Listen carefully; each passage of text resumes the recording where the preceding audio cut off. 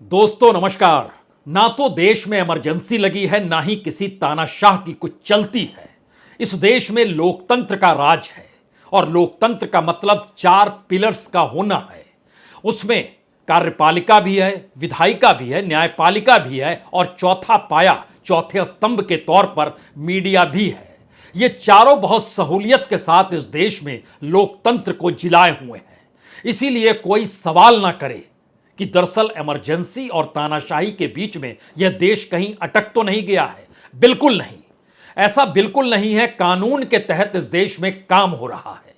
और आज सुबह या कहें तड़के ही दिल्ली पुलिस की विशेष विंग ने पत्रकारों के घरों पर दस्तक दी और दस्तक देते ही उनके लैपटॉप को पूछा, उनके मोबाइल फोन को पूछा, अपने कब्जे में लिया, पूछताछ शुरू की गई, कुछ को हिरासत में लिया और पूछताछ के लिए थाने ले जाया गया। जिन पत्रकारों का हम जिक्र करना चाह रहे हैं, उन पत्रकारों ने देश के तमाम मीडिया संस्थानों में काम किया है और कोई 1-2 बरस से नहीं बल्कि 1-2 दशकों से वो काम करते चले आ रहे हैं। एक पत्रकार तो ऐसा है जो बीते 4-5 दशकों से इस देश के तमाम बड़े मीडिया हाउस में काम कर चुका है। लेकिन संयोग देखिए, आज जिन नामों का जिक्र हो रहा है कि जिनको घर पर पुलिस ने दस्तक दी और उसके बाद कार्रवाई अपनी शुरू की और बिल्कुल कानून के तहत यह कार्रवाई हो रही है। इस कानून का मतलब क्या है, इसमें कौन सी धाराएं लगी हैं और पत्रकारों के नाम, पहला नाम अभिसार शर्मा का है। यह इस देश के 3 बड़े ऐसे संस्थानों में काम कर चुके हैं जिनकी अपनी समझ, पकड़, साख एक वक्त बाखूबी हुआ करती थी। हम कह रहे हैं मौजूदा वक्त में इसलिए नहीं क्योंकि इस दौर में उनके भी टेलीविजन स्क्रीन पर यह खबर गायब मिलेगी कि दरअसल इस देश में पत्रकारों को गिरफ्तार किया जा रहा है, हिरासत में लिया जा रहा है। उनके जो तमाम घर पर पड़े लैपटॉप हैं और जो मोबाइल हैं उसको कब्जे में ले लिया गया है। अभिसार शर्मा, उसके बाद भाषा सिंह, यह भी पत्रकार और कई जगहों पर काम कर चुकी हैं। इसके अलावे उर्मिलेश आज से नहीं 80 के दशक से या कहें इमरजेंसी को भी इन्होंने बाखूबी उस दौर में भी पत्रकारिता करने के दौर से निकले ही थे और समझा होगा। वो इंदिरा गांधी की इमरजेंसी थी, मौजूदा वक्त में कोई इमरजेंसी नहीं है, तो उनके घर भी पुलिस पहुंच गई। और एक नाम अरनिंदो चक्रवर्ती का है जो एनडीटीवी में हुआ करते थे और इस दौर में पॉलिटिकल इकोनॉमी पे लगातार काम कर रहे थे। इसके अलावे भी जो पत्रकार और जो साहित्यकार या फिर जो कहें कार्यकर्ता या एक्टिविस्ट के तौर पर या हिस्टोरियन के तौर पर हैं, उनके घर भी पुलिस पहुंची। उसमें एक राइटर गीता हरिहरन भी है, सोहेल हाशमी जो कि हिस्टोरियन और अपने तौर पर एक्टिविस्ट के तौर पर उनकी पहचान है, स्टैंड अप कॉमिक के तौर पर संजय राजूरा की पहचान है। तमाम जगहों पर पुलिस पहुंची। लेकिन जिन 4 पत्रकारों का नाम हमने शुरू में लिया, ये चारों पत्रकार अपने तौर पर इस देश के उस मीडिया हाउस में काम कर चुके हैं, संयोग से जिस मीडिया हाउस के ऊपर भी इस दौर में या कहें इस अमृतकाल के दौर में जब इमरजेंसी नहीं, तानाशाही नहीं, केसेस लगे थे। एनडीटीवी के मालिक उस दौर में हुआ करते थे प्रणव राय, उन पर भी ईडी का केस चल रहा था। और इस देश के 3 और मीडिया हाउस हैं जहां पर ईडी का केस चल रहा है। पहला सवाल, अगर ईडी मनी लॉन्ड्रिंग के तहत काम कर रही है, अगर विदेश से पैसा आता है तो पकड़ा किसे जाए, गिरफ्तारी किसकी हो, कार्रवाई किसके खिलाफ हो, यह कोई बताने की जरूरत होनी नहीं चाहिए। क्योंकि मीडिया हाउस में काम करने वाला पत्रकार पत्रकार होता है और उस मीडिया हाउस को चलाने का लाइसेंस सरकार देती है। और अगर ईडी मनी लॉन्ड्रिंग के तहत कार्रवाई कर रही है तो उसका लाइसेंस रद्द हो जाना चाहिए, उस पर ताला लग जाना चाहिए अगर यह बात प्रूफ हो जाती है तो। लेकिन वहां काम करने वाले पत्रकारों को लेकर क्या ऐसी स्थिति आ सकती है कि आप वहां काम क्यों कर रहे हैं? और इस देश के भीतर में जब एक एक करके तमाम मंच खत्म हो गए मीडिया के और फोर्थ स्टेट को लेकर, एक सवाल इस देश के भीतर पैदा हो गया कि दरअसल अब मीडिया में वो खबर ही नहीं आएगी जिस खबर को आप जानना चाहते हैं, या वो खबर ही नहीं आएगी जहां पर सरकार से कोई सवाल पूछने की जरा सी भी स्थिति बन रही हो।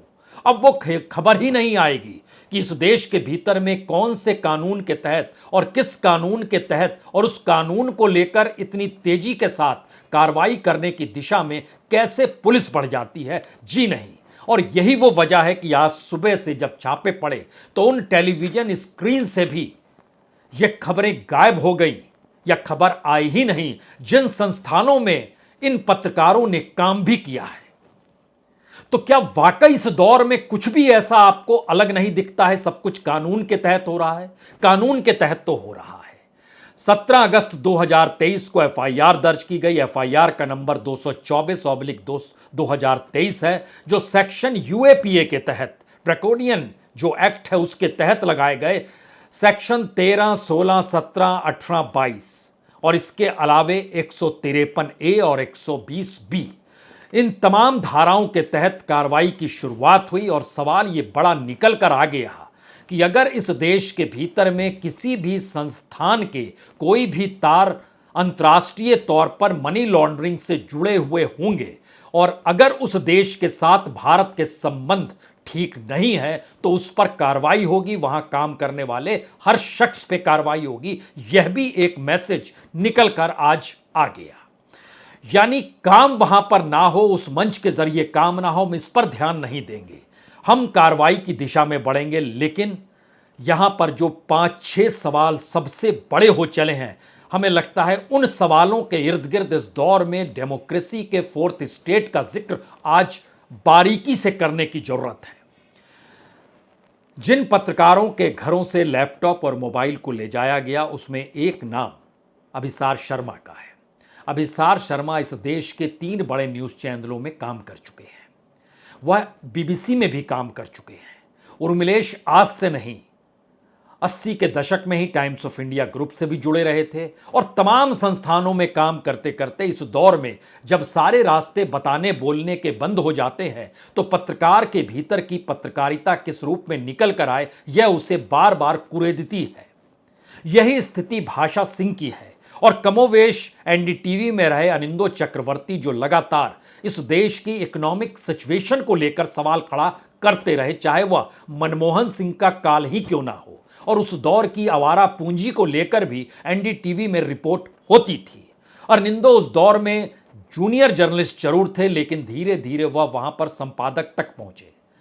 लेकिन सवाल है कि ये चारों पत्रकार जिस संस्थान से जुड़कर काम कर रहे थे उस संस्थान के ऊपर लगे आरोपों के मद्देनजर इस बात का जिक्र अगर न्यूयॉर्क टाइम्स ने किया, उसका जिक्र अगर पार्लियामेंट के भीतर बीजेपी के सांसद ने किया और इसका खुले तौर पर प्रेस कॉन्फ्रेंस करते हुए देश के आईएनबी मिनिस्टर अनुराग ठाकुर ने जिक्र किया, तो उसके बावजूद भी कोई कार्रवाई उस संस्थान को लेकर अगर प्रूफ पुख्ता है तो क्यों नहीं की गई। और वहां काम करने वालों को जो पत्रकार के तौर पर काम कर रहे हैं, क्या उनकी किसी रिपोर्ट के जरिए कुछ ऐसी बात निकल कर आती है या नहीं आती है? इसकी दलील ना उस दौर में सांसद ने दी थी और ना ही मंत्री ने दी। इस देश के भीतर में क्या पहली बार जर्नलिस्टों के सामने एक बड़ा सवाल उभर कर सामने आ गया है कि वह पत्रकारिता करें या ना करें, और पत्रकारिता को किस रूप में करें, और किस पत्रकारिता के जरिए सत्ता खुश होती है और उसको अच्छा लगता है, उस दिशा में कार्रवाई होनी चाहिए जर्नलिज्म की, या फिर इस देश के भीतर जो सवाल हैं जो आम लोगों से जुड़े हुए हैं उसको लेकर वो सवाल खड़ा करके सत्ता से कुछ सवालों को पूछे। जर्नलिज्म तो बहुत साफ कहता है कि आपको एंटी एस्टेब्लिशमेंट रहना पड़ता है, आपको कम से कम सत्ता से सवाल पूछने चाहिए और लोगों के बीच जाकर उनसे जुड़े सवालों को उसको एक पत्रकारीय खांचे में ढालकर उसको सामने रखना चाहिए, तथ्यों के साथ रखना चाहिए। और उन तथ्यों को लेकर अगर कोई सरकार को आपत्ति हो तो सरकार बताती है कि आपके फैक्ट सही नहीं है, लेकिन ना सरकार इस दौर में बता पाती है कि फैक्ट सही नहीं है, जबकि बकायदा सरकार ने पीआईबी के तहत फैक्ट चेक की एक टीम भी बना रखी है और इस देश के भीतर में प्राइवेटली अलग अलग तरीके से फैक्ट चेक भी किए जाते हैं। दूसरा सवाल आता है, क्या इस दौर में पत्रकारिता करते वक्त पत्रकार अपनी एडिटोरियल पॉलिसी जो होती है जिसके तहत अखबारों में आप संपादकीय देखते हैं, ठीक उसी तरीके से कोई टिप्पणी अगर कोई जर्नलिस्ट स्क्रीन पर करता है और वो सरकार को ठीक नहीं लगता है तो क्या उसके खिलाफ कार्रवाई हो जाएगी? तीसरा सवाल, अगर सरकार का ही कोई मंत्रालय फाइनेंशियल इरेगुलरिटीज करता है और सरकार का ही कोई संस्थान अगर इसके बारे में जानकारी देता है और अगर कोई मीडिया या कहें कोई भी मीडिया इसे ना दिखाता हो तो फिर एक स्वतंत्र पत्रकार क्या करेगा। मसलन सीएजी की रिपोर्ट आई कि सरकार के कई मंत्रालयों के भीतर का बजट फाइनेंशियल इरेगुलरिटीज में फंसा हुआ है और इतना ही नहीं, सरकार जिस वजह से सेस लेती है, सेस का पैसा उस विभाग या उस काम को लेकर खर्च नहीं करती है, लेकिन इसकी जानकारी मीडिया के जरिए आती नहीं है तो जनता तक पहुंचती नहीं है। तो ऐसे में कोई स्वतंत्र पत्रकार क्या करेगा। और अगला सवाल यह है, अगर इस दौर के भीतर में बकायदा सरकार ने अपना बजट ही प्रचार को लेकर इतना बड़ा कर रखा है कि किसी भी मीडिया संस्थान का अपना बिजनेस मॉडल सिर्फ सरकार के साथ खड़ा होने पर चलता चला जाए, तो क्या उस संस्थान के भीतर काम करने वाले पत्रकार अपराधी होंगे या अपराधी नहीं होंगे। क्योंकि ध्यान दीजिए, सरकार ने जितना पैसा 2014-15 के बाद मीडिया को प्रचार के लिए बांटा है और सरकार अपने तमाम योजनाओं का प्रचार उस दौर में जिस तरीके से करती चली गई, उसने एक सवाल तो खड़ा किया कि पत्रकार उस मीडिया संस्थान के भीतर कैसी रिपोर्ट फाइल करेगा। क्या वो जहां से पैसा आ रहा है उसके खिलाफ जा सकता है? बिल्कुल नहीं जा सकता है। और इसी से जुड़ा हुआ एक सवाल और है जो सुप्रीम कोर्ट में भी उठा था। सरकार अगर किसी की नियुक्ति खुद करती है तो वह नियुक्त होने वाला व्यक्ति सरकार से सवाल कैसे कर सकता है। और यह सवाल बकायदा इलेक्शन कमिश्नर को लेकर उठाया गया था कि अगर उसकी नियुक्ति सरकार करेगी तो फिर वह सरकार से सवाल कैसे करेगा। इसी को थोड़ी देर के लिए पलट दीजिए और सोचना शुरू कीजिए, अगर सरकार किसी मीडिया संस्थान को दे रही है पैसा और मीडिया संस्थान उसी पैसे से चल रहा है, तो उस मीडिया संस्थान में काम करने वाले पत्रकार कौन सा काम करेंगे या कैसा काम करेंगे। यह ठीक वैसे ही है जो आरोप इस एफआईआर के जरिए इस दौर में न्यूज क्लिक पर लगा और यह कहा गया कि दरअसल चीनी का पैसा आ रहा है क्योंकि यह संस्थान उसके लिए रिपोर्ट बनाता है। अब अगला सवाल यह था कि वहां काम करने वाले जो स्वतंत्र पत्रकार हैं उनके खिलाफ कार्रवाई होने का मतलब क्या है, और खास तौर से तब जब इस देश के भीतर उठते हुए सवालों पर मेन स्ट्रीम मीडिया ने चुप्पी साध ली, या जिसने भी सवाल खड़ा किया उस मेन स्ट्रीम मीडिया के भीतर रहते हुए सरकार ने उस पर दबाव बनाया संस्थान पर कि इसे आप बाहर का रास्ता दिखाइए। और इतना ही नहीं, बाहर का रास्ता तो दूर, उस संस्थान के जरिए अगर विज्ञापन पर असर पड़ता है तो विज्ञापन पर असर डाला गया। अगर उस संस्थान के जरिए कोई प्राइवेट फाइनेंसर पैसा दे रहा है तो उस पर दबाव डाला गया। और ये सारी चीजें अगर भोतरी साबित हुई तो उसके बाद अगर वो न्यूज चैनल है तो उसके प्रसारण तक को रुकवाने की स्थिति में क्या सरकार आकर खड़ी हो गई, तो वहां से निकला हुआ पत्रकार स्वतंत्र तौर पर कैसे काम करेगा। क्योंकि जिन पत्रकारों का हम जिक्र कर रहे हैं इस देश के भीतर में, चाहे वो इंदिरा गांधी की इमरजेंसी का दौर ही क्यों ना हो, और इस देश के भीतर में इकोनॉमिक रिफॉर्म को लेकर पीवी नरसिम्हा राव के बाद मनमोहन सिंह क्यों ना बड़े हों, और अटल बिहारी वाजपेयी की सत्ता के दौर में अयोध्या कांड की पूरी बिसात क्यों ना बनाई गई हो। इन तमाम परिस्थितियों से समझते बूझते हुए हो सकता है आपके जहन में यह सवाल हो, तब तो ऐसी पत्रकारिता होनी ही नहीं चाहिए थी। ऐसी पत्रकारिता का क्या मतलब जो कि सूचना ना दे सके ना सूचना ले सके। तो क्या मौजूदा वक्त में इस देश में इमरजेंसी नहीं है, इस देश में कोई तानाशाह नहीं है, कानून के तहत ही काम हो रहा है। क्योंकि बकायदा एक एफआईआर की कॉपी दी गई और उसमें बताया गया कि एफआईआर नंबर 224 है, 17 अगस्त को एफआईआर की गई और सेक्शंस का जिक्र है, एक के बाद एक तमाम सेक्शंस है, तो कोई भी सोचेगा कि कानूनी तौर पर कार्रवाई हुई। लेकिन इसका अगला हिस्सा है कि जर्नलिस्ट क्या करे जो स्वतंत्र तौर पर काम कर रहा है, जब तमाम संस्थानों के रास्ते सिर्फ सरकार के लिए हैं। और इस देश के भीतर में जर्नलिज्म कोई आज से नहीं है, आजादी के दौर से इस देश में पत्रकारिता करते हुए एक बड़ी कतार है। उसमें महात्मा गांधी का नाम ले लीजिए, या जो ना लेना चाहते हैं वो आडवाणी और वाजपेयी जी का भी नाम ले सकते हैं। और इस दौर में तो खुद एक वक्त मौजूदा वक्त के प्रधानमंत्री नरेंद्र मोदी ने कहा था, उन्होंने भी कई फाइल की है, वह भी एक दौर में पत्रकार के तौर पर काम कर चुके हैं। एक पूरी फहरिस्त है इस दौर में। तो पत्रकार होने का मतलब इस देश के भीतर है कि आप सरकार से सवाल करें। जनता के बीच जाएं, वहां का ताना बाना बुने और उसको एक शक्ल दें जो कि इस रूप में शक्ल दिया जा सके जिससे सब लोग समझ पाएं कि वो कौन से मुद्दे हैं जो इस देश के सामने बड़े हो चले हैं और उस पर सरकार कार्रवाई नहीं कर रही है।